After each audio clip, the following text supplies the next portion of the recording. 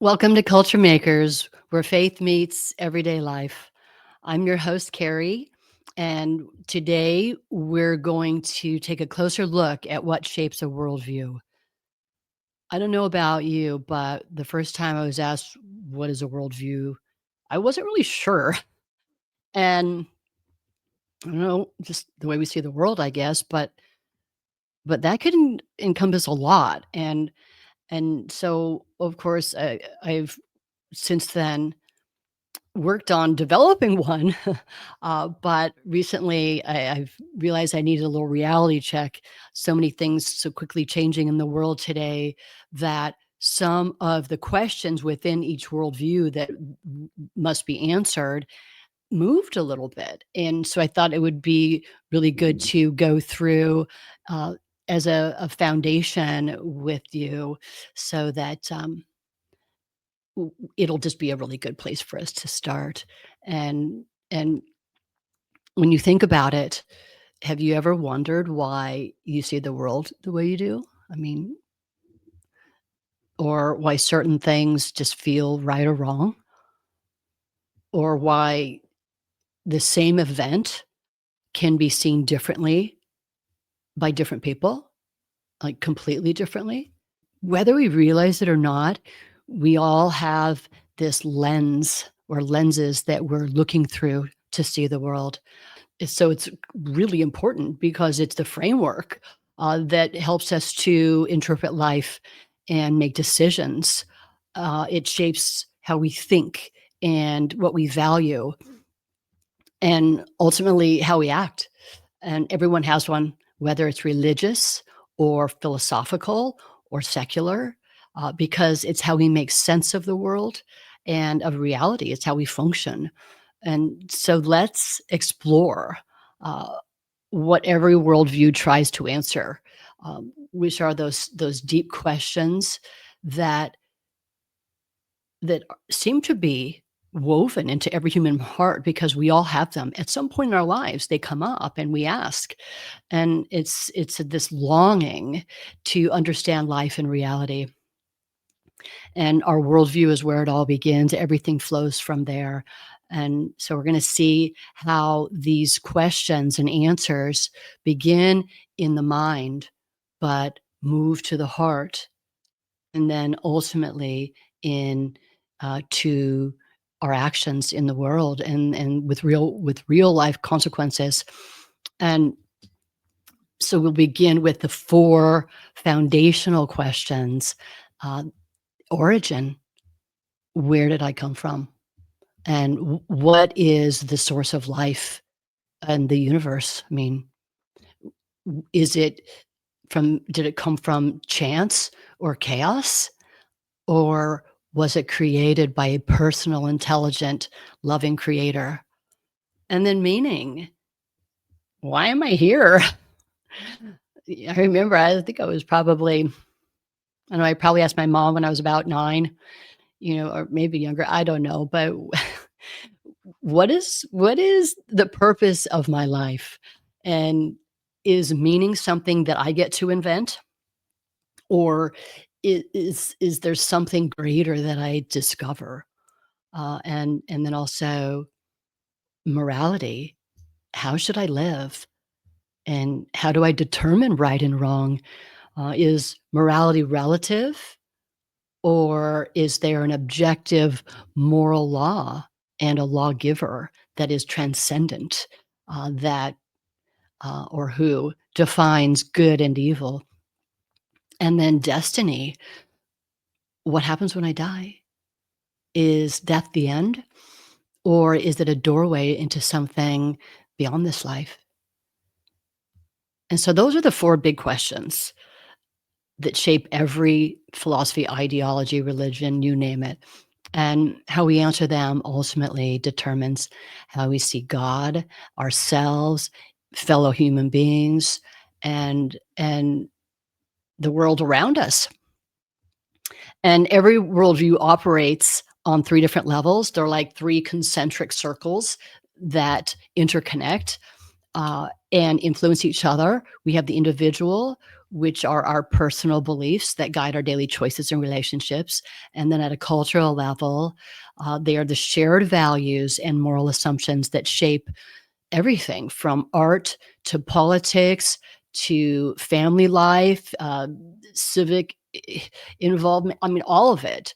And then at a civilizational level, it is the larger foundational story of a nation or civilization, the narrative that holds everything together.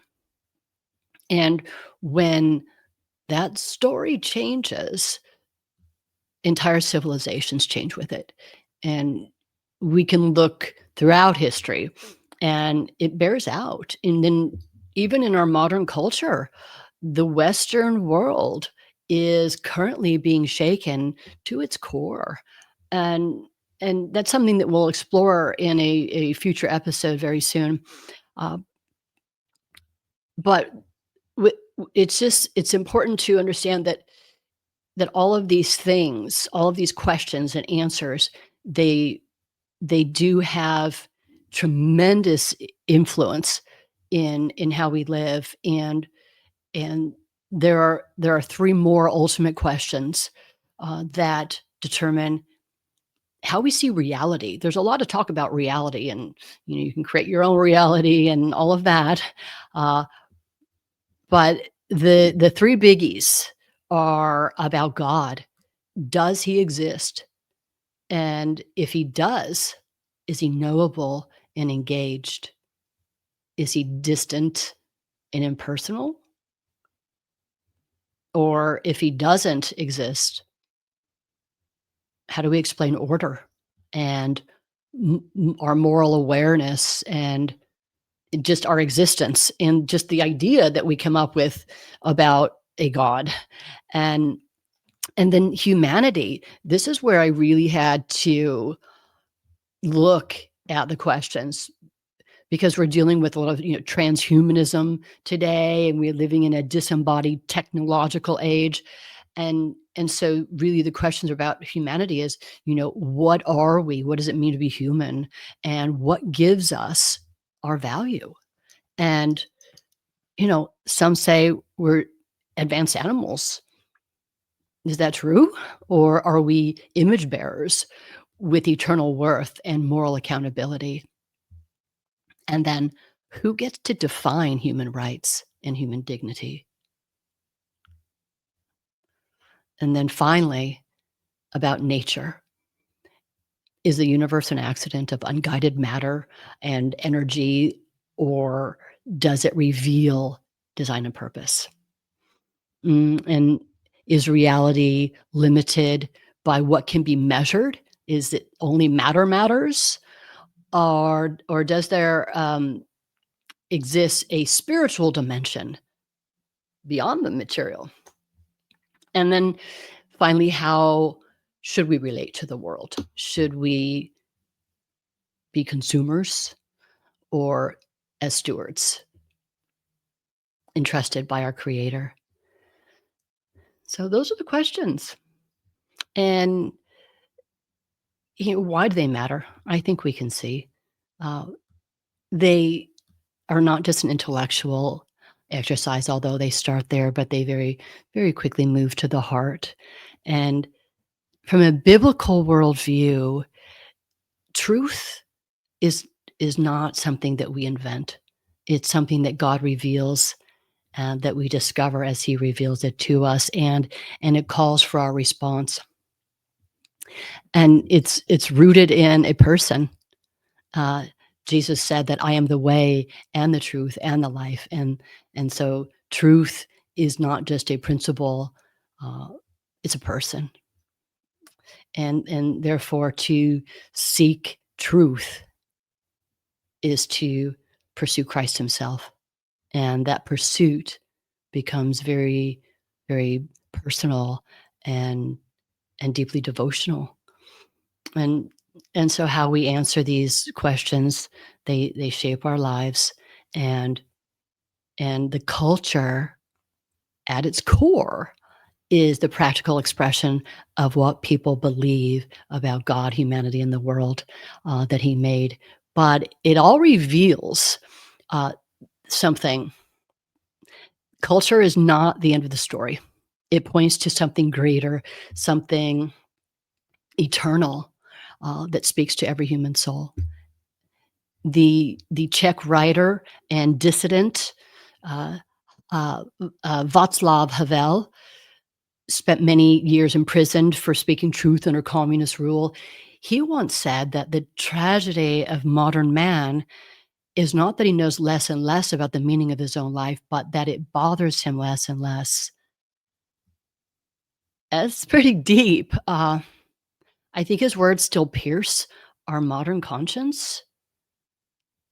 I mean, I get caught up in everything and distractions, and so we just always have to come back to that's that part of renewing our minds, and getting back to that source of truth.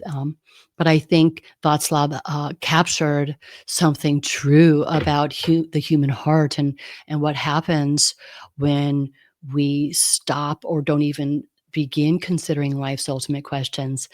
And and I mean, it seems like if we ignore them, that we're silencing this, this God-given desire within us that was meant to lead us back to him. I love the verse in Ecclesiastes. Solomon said that he has put eternity into man's heart. That that's deep. I mean, clearly God created us as his image bearers to seek meaning and truth and relationship beyond ourselves. It's in us, this eternity. And and so it drives us. It's like a gentle prod, and it's just fascinating that he places that in us. And when you think about it, it's such a radical contrast to our modern culture and what they say. Um, and it is something uniquely human that we wrestle with eternity. Animals don't go around wondering, I think of my Maltipoo.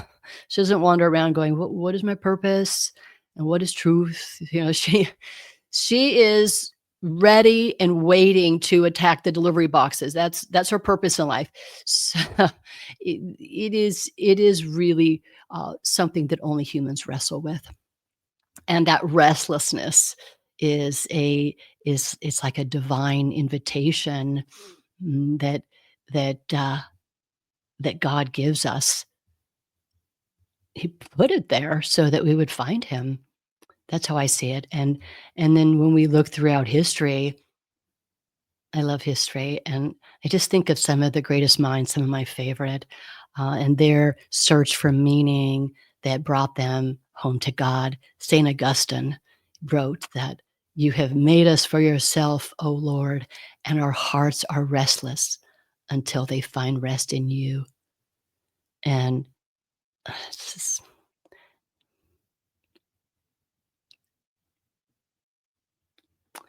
and in the city of God, he urged that as we behold God's image in ourselves, we should arise and return to him from whom by our sin we had departed. And by his grace, God takes what's broken by sin and makes us whole again. That's the gospel. And then centuries later, one of my favorites, Blaise Pascal, he was he was an interesting guy. I mean, one of the founders of modern science and mathematics, physics. He followed a similar path. He was just so brilliant, and then he had this life-altering encounter with God, and he calls it the Night of Fire, but he became one of history's most influential and insightful Christian thinkers, and he shows how faith and reason can go together to reveal truth. And he famously wrote, "The heart has reasons that reason does not know." I love that. And his Night of Fire, is a note that he had written, that he had sewn. It was found sewn into his coat after his death. He described being overwhelmed by the presence of the living God made known in Jesus Christ, not in philosophers or scholars. And many of you know his other very famous quote, that is, "There is a God-shaped void in the heart of every man that cannot be filled with any created thing, but only by God himself made known through Jesus Christ." And haven't we all felt that? I know that I have often chase what promises meaning, whether it's pleasure or possessions, uh, you know, the things that the world says will satisfy, and they might for a while, but eventually that emptiness returns, and Solomon called it striving after the wind. And so clearly, there's a danger when we ignore the deeper questions, because spiritual uh, drift can follow. And we try to fill, you look in the culture today, that we try to fill that void with, there's a lot of ideologies that are swirling around there. And of course, the pleasures, and maybe not as many philosophies, but they're there. The Apostle Paul described this as claiming to be wise, they became fools and exchanged the glory of the immortal God for temporal things. And I love how David, he was a bit more blunt when he described the same irony. In Psalms, he wrote, "They exchanged the glory of God for the image of an ox that eats grass." It's when you put it like that, and it kinda hits you square in the face. And so he exposes the ridiculousness in idolatry, and it's a little bit more insidious today because, we're not worshiping golden calves, but a lot of our idolatry is inner, it's inward. And so it's can be a little tricky, but the temptations are still there. And temptation works because sin makes foolishness look reasonable, that little truth hiding a lie at its core. And so it can be easy to lose our bearings because the world is telling us, look over here, look over there, or trust this ideology, this is going to save you, or look inward to your feelings, or outward to possessions and status and power, but never ever upward. John Stone Street had the best uh, analogy of this. He said it's like if we're wandering lost in a forest with a magnet strapped to our backpack, and think about it, your compass will always point you back to yourself, but it will never lead you home. And I mean, really, what a terrible predicament we find ourselves in when we remove God from the story. And I mean, the story collapses, and with it, our sense of identity and purpose. Have we not seen that? And you know, these ideas, these uh, there's a saying that ideas have consequences and bad ideas have victims. I mean, don't we see the collapse in so many of these ideologies today? It's heartbreaking. and so these questions that every worldview must answer clearly are not philosophical. They're personal invitations from God Himself. And He's calling us to rediscover truth and meaning that exists outside of ourselves, and yet are completed in Him only. He created us, He knows our purpose. We find it in Him. We try to find it ourselves. But we have to go back to the one who created us. And His word promises that you will seek me and find me when you seek me with all your heart. And we know that we can stand on His promises because He never changes. He cannot lie. And He said that He will always be with us. And so we can stand on that. That's those premises, that's our foundation. So, food for thought. Thanks for watching and for being part of Culture Makers. See you next time. Thank you for joining us in this journey to be a culture maker. If you like this, please be sure to follow or subscribe to be informed of all our new content. Also, give it a thumbs up or a like to help us reach more people, and share with your friends and family. Consider supporting our ministry at culturemakers.org.